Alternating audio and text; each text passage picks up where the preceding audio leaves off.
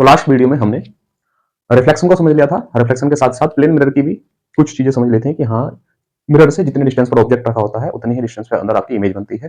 दूसरी चीज, जिस साइज का ऑब्जेक्ट रखा होता है उसी साइज की इमेज बनती है। और वाइस वर्ड से हमने बता दिया था लास्ट कि आपका लेफ्ट राइट जो है आपस में एक्सचेंज हो जाते हैं इमेज के और ऑब्जेक्ट के। ठीक है, अब नेक्स्ट आपका जो टॉपिक है वो है स्फेरिकल मिरर। स्फेरिकल मिरर क्या होता है? स्फेरिकल मिरर्स को आप स्फेयर से समझेंगे। तो एक स्फेयर बना लेते हैं। जब मैंने कोई स्फेयर बनाया है तो उसमें कहीं ना कहीं इसका सेंटर होगा, क्योंकि सेंटर से ही ये स्फेयर बनेगा। ठीक है, पूरा गोला नहीं बना है तो उसके लिए देख लेना, अज्यूम करो कि हाँ ये पूरा गोला ठीक बना हुआ है। तो जो हमने स्फेयर बनाया इसका ये सेंटर है। तो स्फेरिकल मिरर इस स्फेयर के ही पार्ट होते हैं। ठीक है, तो हम अगर कुछ इसका पार्ट ले लें, जैसे ये वाला पार्ट मैंने इधर ले लिया और इसका इधर ये वाला पार्ट कट कर लिया और बाकी को सबको क्या कर दिया हमने, रेज कर दिया है।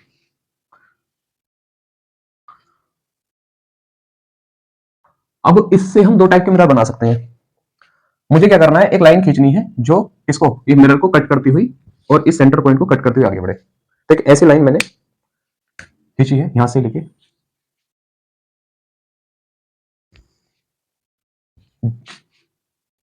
ये जो सेंटर होता है किसी भी स्फेयर का उसको हम बोलते हैं सेंटर ऑफ कर्वेचर। इस सी पॉइंट को हम बोलते हैं centre of curvature. Centre of curvature, और बात कर रहे हो किसकी, इस पॉइंट की जहां पर किसी मिरर मतलब मिरर ही माना हुआ है हमने। तो इस मिरर के जिस पॉइंट पर ये प्रिंसिपल एक्सिस, इस एक्सिस को हम बोलते हैं प्रिंसिपल एक्सिस, जो सेंटर से होके जाती है। तो ये आपकी प्रिंसिपल एक्सिस थी, प्रिंसिपल एक्सिस थी। प्रिंसिपल एक्सिस से किस पे, सी पॉइंट पे होते हुए आपका जो जिस पॉइंट पर करती है वो पॉइंट को हम पी बोलते हैं, पोल। ये पॉइंट क्या होता है आपका, पोल। यहां से दो टाइप के मिरर बनाए जा सकते हैं। जैसे स्पेयर था, तो स्पेयर की जो कांच का स्पेयर था हमारा, तो उसके अगर हमने बाहर की टाइप से, बाहर की साइड से क्या कर दिया है, पेंट कर दिया है। जैसे आपके प्लेन मिरर होता है घर पे प्लेन मिरर में एक साइड में पेंट होता है, उसी टाइप से आपको इसके भी बाहर वाले साइड में आपने पेंट कर देना है। इसके मैंने अंदर वाले साइड पे पेंट कर दिया है। तो आपके जो स्पेरिकल मिरर है वो दो टाइप के बनते हैं, एक तो जिसके बाहर की तरफ से पेंट है और एक जिसके अंदर की तरफ से पेंट है। जिसके बाहर की तरफ से पेंट होता है, अंदर का सरफेस कैसा होता है, रिफ्लेक्शन अंदर के सरफेस से होता है, तो उस मिरर को हम बोलते हैं कॉनकेव मिरर। कॉनकेव, क्लियर है? कॉनकेव मिरर, केव से ध्यान रखना कि ये देखो रिफ्लेक्शन किधर हो रहा है, ये एक गुफा टाइप से बन गया आपका। तो यहाँ पे केव का मीनिंग भी गुफा होता है। इससे रिलेट हो जाता है कि हाँ, जो कॉनकेव मिरर होता है उसमें केव वर्ड आता है, केव में गुफा कैसी बनती है, ये वाली बनती है। तो जिसके बाहर की तरफ टाइप से, बाहर की साइड से क्या हो, पेंट हो, और अंदर की साइड क्या हो, रिफ्लेक्टिंग सरफेस हो, तो उस मिरर को हम कॉनकेव मिरर बोलते हैं। ठीक है, डेफिनेशन भी आप इसकी यही लिखेंगे। और दूसरा कौन सा होता है, जिसके अंदर की साइड से क्या है, पेंट है, पेंट इसके अंदर की साइड है, तो बाहर की तरफ क्या है, रिफ्लेक्शन जो होगा बाहर की साइड से होगा। इस टाइप के मिरर को हम बोलते हैं कॉन्वेक्स मिरर। तो आपके ये दो टाइप के मिरर होते हैं। मिरर पढ़ने के साथ साथ ही इसी फिगर से हम इसमें कुछ और इंपॉर्टेंट टर्म्स पढ़ लेते हैं, क्या क्या चीजें इसमें और होती हैं। तो जो आपने क्या माना था, सेंटर सी माना था, पोल से सेंटर सी की डिस्टेंस मैंने माना कि 10 थी। कितनी थी, 10 थी। तो इसके जो बिल्कुल मिड पॉइंट पे एक पॉइंट मानेंगे हम, और उसको क्या बोलेंगे, फोकस। सेंटर सी, और जहां पर वो कट करता है वो पॉइंट पी, पी को बोलते हैं पोल। तो पोल के और सेंटर के बीच की जो डिस्टेंस होगी, बीचों बीच में, वो पॉइंट हमने एफ मान लिया है। और इस फोकस से लेके पोल तक की डिस्टेंस को हम बोलते हैं फोकल लेंथ। क्या बोलते हैं, फोकल, फोकल लेंथ। इस पोल से लेके सेंटर तक के डिस्टेंस को हम बोलते हैं रेडियस ऑफ कर्वेचर।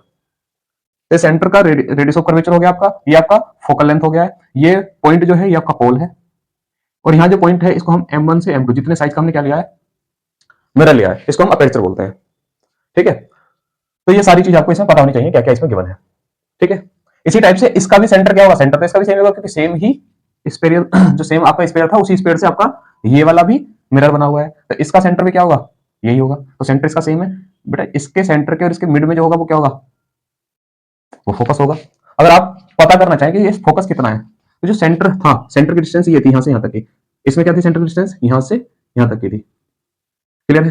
तो जो टोटल डिस्टेंस थी सेंटर की वो कितनी थी, सी थी। मैंने इस डिस्टेंस को क्या मान लिया, सी की जगह आर मान लेते हैं। तो ये वाली डिस्टेंस क्या है, आर है।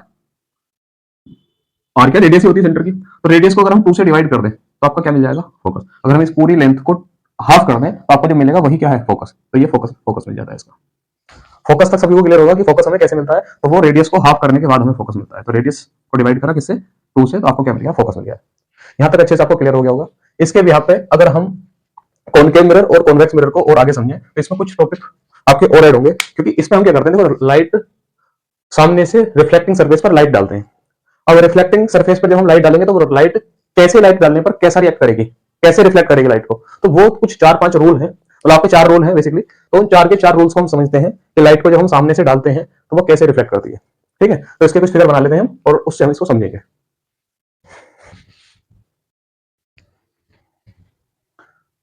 तो अभी हमने समझा था कि आपका कॉनकेव मिरर कौन सा होता है और कॉन्वेक्स मिरर कौन सा होता है।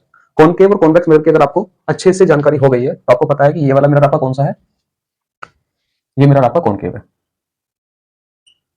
कॉनकेव को क्या बताया था मैंने, जिसका अंदर का सरफेस रिफ्लेक्टिंग सरफेस हो और बाहर की साइड में पेंट हो, उस मिरर को हम कॉनकेव मिरर बोलते हैं। दूसरा क्या है, ये आपका कॉन्वेक्स मिरर है। तो कॉनकेव मिरर के अंदर की साइड से रिफ्लेक्टिंग सरफेस और बाहर की साइड से पेंट होता है। कॉन्वेक्स मिरर में अंदर की साइड से पेंट और बाहर की साइड से रिफ्लेक्टिंग सरफेस होता है। तो इन रिफ्लेक्टिंग सरफेस की वजह से अगर हम इन पे कोई रे एंटर कराएंगे तो वो रे रिफ्लेक्ट कैसे होगी इसको समझेंगे। इसके कुछ बेसिक रूल्स हैं। जो आपका टॉपिक है representation of image formation by spherical mirrors using रे डायग्राम। तो आपके सामने कुछ रे डायग्राम मैंने बना दिए हैं। इन रे डायग्राम से हम क्या इन पे रे डालेंगे इन मिरर्स पर और हम समझेंगे रे कैसे कैसे रिफ्लेक्ट होंगे। तो ये 4 रूल है इससे रिलेटेड। चारों रूल को हम एक एक करके समझेंगे और दोनों केसों को मैं साथ साथ बता दूंगा। पहले मैं कॉनकेव का केस बताऊंगा और फिर मैं कॉन्वेक्स का केस बताऊंगा। सबसे पहले आपका क्या है, कॉनकेव मिरर। तो कॉनकेव मिरर के सरफेस पे जब हम पैरेलल रेज डालते हैं, पैरेलल रेज का मतलब है पैरेलल टू प्रिंसिपल एक्सिस। ये आपकी प्रिंसिपल एक्सिस है। इस प्रिंसिपल एक्सिस के पैरेलल अगर मैं रे डालूंगा इस सरफेस पे तो क्या होगा। इसका पहला रूल आपका यही बोलता है कि जब आप पैरेलल टू प्रिंसिपल एक्सिस रे डालते हैं तो पैरेलल टू प्रिंसिपल एक्सिस रे डालने पर वो रे रिफ्लेक्ट होकर फोकस से होकर निकल जाती है। तो ये रे अब पैरेलल भेजी थी और पैरेलल जाने के बाद ये फोकस से होकर पास हो गई है। तो रूल जो कॉनकेव के लिए होता है वही सेम रूल किसके लिए होता है, कॉन्वेक्स के लिए होता है। तो इसका रिफ्लेक्टिंग सरफेस अंदर था, इसका रिफ्लेक्टिंग सरफेस बाहर से है। तो आप अगर इसके पैरेलल रेज डालेंगे तो रूल तो सेम है। रूल क्या होता है, पैरेलल रेज कहां से होकर जाएंगी, फोकस से होकर जाएंगी। लेकिन यहां पर आप बताओ जब रिफ्लेक्टिंग सरफेस अंदर की तरफ से पेंट है तो रिफ्लेक्ट तो बाहर होगा, तो अंदर तो एंटर नहीं हो पाएगा। तो हम क्या करते हैं कि उसको अंदर की तरफ डॉटेड में खींच लेते हैं। हमने फोकस पे होते हुए डॉटेड में ये लाइन खींच ली।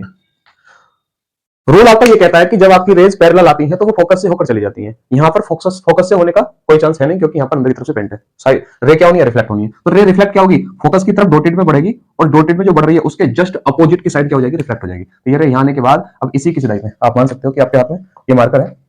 तो जैसे आपने ये रे आगे बढ़ाई थी इसी की साइड में आप क्या करेंगे, इस रे को पीछे की तरफ रिफ्लेक्ट करा देंगे जस्ट सीधी।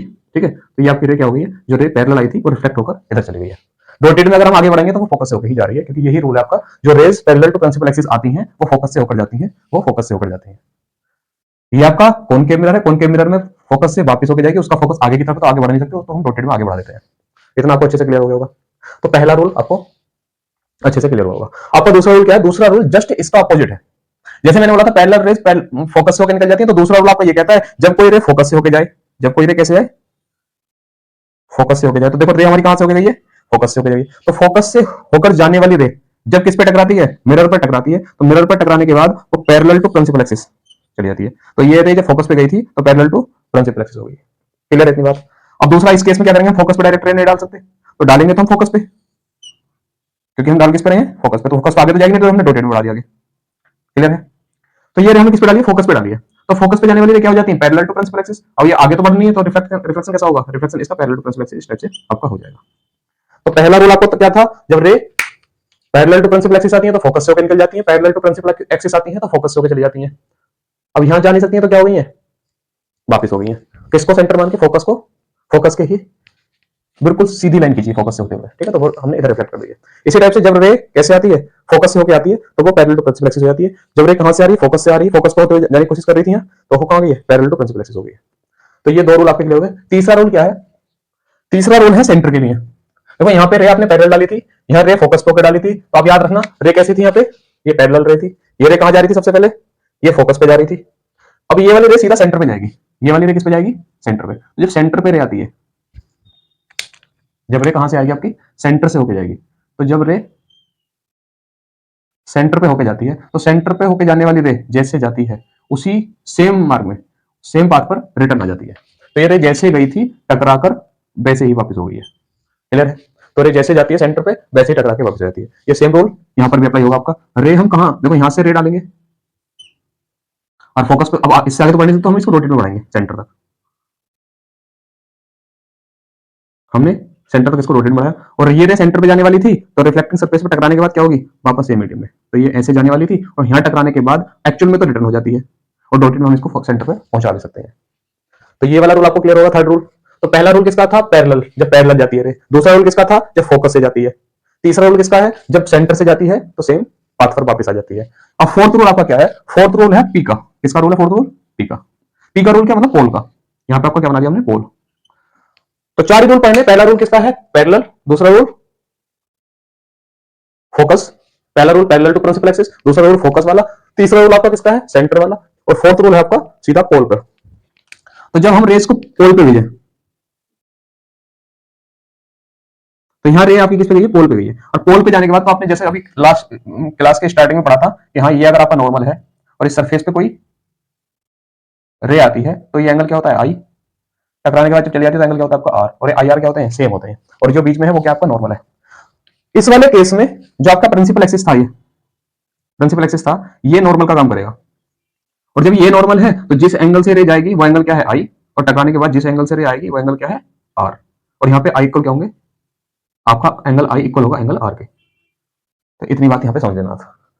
जो केस आपका पोल का यहां पर है कॉनकेव में, वही सेम केस किसमें होता है, वही सेम केस आपका होता है कॉन्वेक्स में, एंगल आई और एंगल आर। तो ये चार बेसिक रूल हैं आपके रिफ्लेक्शन को समझने के लिए। जब भी आप स्पेरिकल मिरर से रिफ्लेक्शन कराएंगे, कोई भी रे डायग्राम इस पर आप समझेंगे तो रे डायग्राम में आपको क्लियर हो जाएगा कि चार रूल आपके कहीं ना कहीं अप्लाई हो जाएंगे। इन चार रूल के हिसाब से हम अलग अलग लोकेशन पर ऑब्जेक्ट रख के अलग अलग इनकी इमेज बनाते हैं। तो उनको समझने के लिए चारों रूल आपको अच्छे से आने चाहिए। ठीक है, एक बार रिपीट मोड में जल्दी जल्दी मैं बता देता हूं। देखो, पहला रूल आपका क्या था, जब पैरेलल टू प्रिंसिपल एक्सिस आती है तो रे फोकस से होकर चली जाती है, पैरेलल टू प्रिंसिपल एक्सिस आती है तो रे फोकस से जाती है, और फोकस से यहां नहीं आ सकती तो रिटर्न हो गई। दूसरा रूल क्या था, जब आपका रे आपकी फोकस से आती है तो पैरेलल टू प्रिंसिपल एक्सिस चली जाती है। पैरेलल टू फोकस पे आ रही थी, जाने की कोशिश की, लेकिन यहां तो पैरेलल टू प्रिंसिपल एक्सिस होगी। थर्ड रूल था, जब सेंटर पे आती है तो जैसे सेंटर पे आती है, सेंटर पे आने वाली रे सेम पाथ पर वापस हो जाती है। इसी सेम केस इसके लिए भी यही होगा, सेंटर पे जाएगी लेकिन जा नहीं सकती तो फिर यहीं से रिटर्न हो जाएगी। दूसरा आपका लास्ट रूल क्या था, जब रेस पोल पर जाती हैं सीधी, तो पोल पर जिस एंगल से जाती हैं प्रिंसिपल एक्सिस के साथ जो एंगल बनाती हैं उसी एंगल से रिटर्न हो जाती हैं। ये सेम कॉन्वेक्स के लिए भी।